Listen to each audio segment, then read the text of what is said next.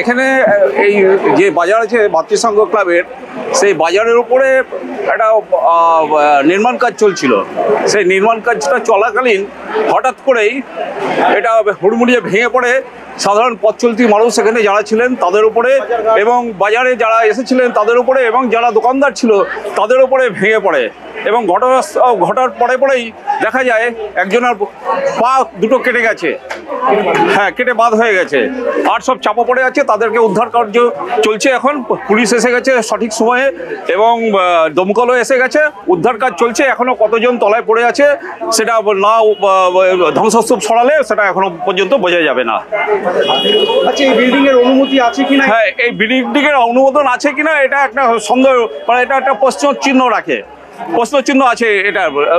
এটা কতখানি অনুমোদন ছিল কি না ছিল এটা তদন্ত সাপেক্ষ, এটা তদন্ত করলেই বোঝা যাবে। তা যে দুর্ঘটনা ঘটেছে এটা অত্যন্ত দুঃখজনক ঘটনা। নিয়ম মেনে হচ্ছিল কি মনে হয়? এটা আমার তো মনে হয় না কোনো রকম নিয়মের তোয়াক্কা করে এটা তৈরি হচ্ছিল কিনা।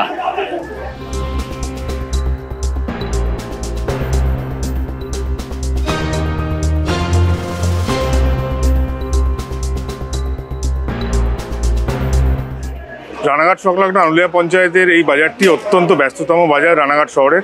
স্টেট ব্যাংকের পাশেই এই বাজার।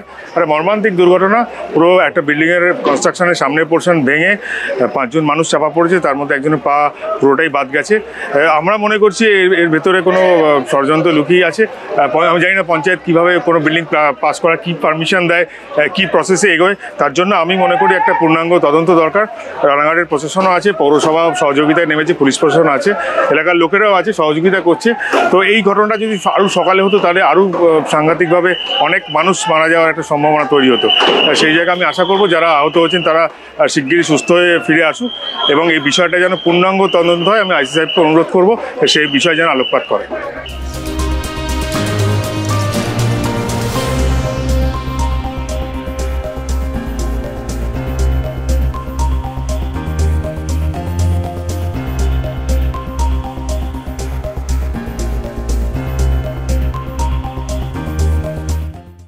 আমাদের ভিডিও ভালো লাগলে লাইক এবং শেয়ার করুন।